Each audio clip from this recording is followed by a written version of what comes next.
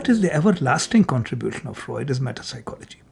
These are eternal, everlasting, and universal ideas. When we went into the field, it was totally different. The feeling was that this was the best thing since sliced bread. But you asked about practice back then. It was booming. The first day out of my residency, I had a full practice. And I had a waiting list for people who wanted to be an analyst. If you were going to be anything in psychiatry, you had to be an analyst. So everybody, all of the psych residents, wanted analytic training. Is there a place in analysis for humor? And I would say, without humor, life is going to be very tedious and very difficult for you. A number of analysts said, if a patient doesn't have a sense of humor, don't take them into analysis. If you can't laugh at yourself, you really can't be open-minded about your own personality. I once referred a good friend of mine for analysis because she was phobic. She couldn't get on a train to go to New York, and I talked to her after she went, and she said, I can't go into treatment with him. She said, he has no sense of humor. I made a lot of jokes and he never laughed. She was the world's funniest person. I don't understand how you can do this work without a sense of humor. Otherwise, it just gets too overwhelming, too depressing. The patient came to the analyst, a male patient, a male analyst, and he came late to one session, and he said, "Doctor," he said, "I can't get you out of the mind, and I keep thinking that you're exactly like my mother. I keep thinking of you in terms of my mother over and over, and I can't stand it. Just this morning, I woke up, I had a dream about you as my mother, and then I grabbed a cup of coffee for breakfast, and I came running over here, and I'm lying on the couch, and I keep thinking of you and my mother." And the analyst said, "You had a cup of coffee. You call that a breakfast?" All right.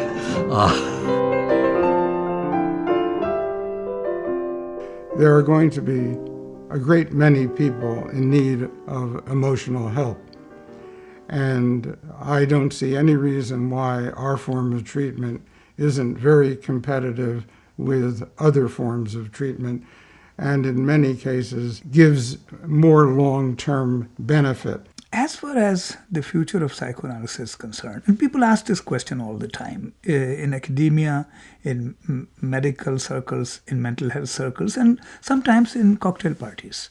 The future of psychoanalysis, in its unalloyed form, in medicine, in the United States, is very dark. In alloyed forms, modified forms, applied forms, in USA, with lesser fees, is quite bright. A lot of the future of psychoanalysis can be forged into a path of serving large groups, society, not just the individual. And when I talk about parenting education, that can be done with large groups. When I talk about the prevention of wars, that can be done in large groups. I've always been concerned about psychoanalysis in the future, in 50 years or 20 years even, in terms of, I think society has changed so much. Whereas in the past generation, people were concerned about insight, understanding, reflection. I think the current generation and the future generation is much more involved with quick fixes, getting better and getting on with it. Subsequently, I think there will be a greater incorporation of psychoanalysis with the neurosciences, with sociological phenomena, and we'll have a broader perspective on the human condition, which I think is a good thing. I think you're optimistic. I too am concerned about the change in society's direction towards a quick fix, Right. Which is certainly not what psychoanalysis is about. And I'm not sure what's going to change that in the next 50 years. I would say that technology will force the field to change, or it won't grow. I think that we have to bite the bullet of reality and live with reality principle. I think Freud will be proud of us for evolving and not staying stuck with one thing. I don't know who I consider wise. Maybe that little guy in Star Trek, Star Wars, Yoda, or whatever. Don't be too sure of yourself. Be curious and be interested, but don't be sure you know anything, because you probably don't know all there is to know about anything. There is a challenge to people to become wise. You don't automatically become wise with age. You do become wise if you can successfully negotiate the challenges and traumas of life and find ways to adapt. I think by and large, wisdom cannot be without compassion. I think that it would be a derailment of wisdom. It will just become an ornament rather than being an instrument, which it should be. I think you begin to get sort of mellow and a sense of understanding of the human condition, the complexity of things, the richness of it all. And I think that takes a lot of immersion. We've been very fortunate that we have been deeply immersed full time for many years, and that really has been very helpful and important in getting a perspective. So years of practice is true, many years. And by the time you get it down, it's time to retire. All human beings are fundamentally alike. The reason all human beings are alike is that we all human beings, regardless of race, regardless of religion, regardless of culture and nationality and linguistic origins, etc., all human beings fundamentally have to struggle with two problems. There are only two problems. And anybody who has really mastered those two problems never needs to see a psychiatrist, psychotherapist, psychoanalyst. War is not inevitable. If we can stop causing each other terrible pain, maybe we won't go to war all the time. I can still sing, I'll be loving you always.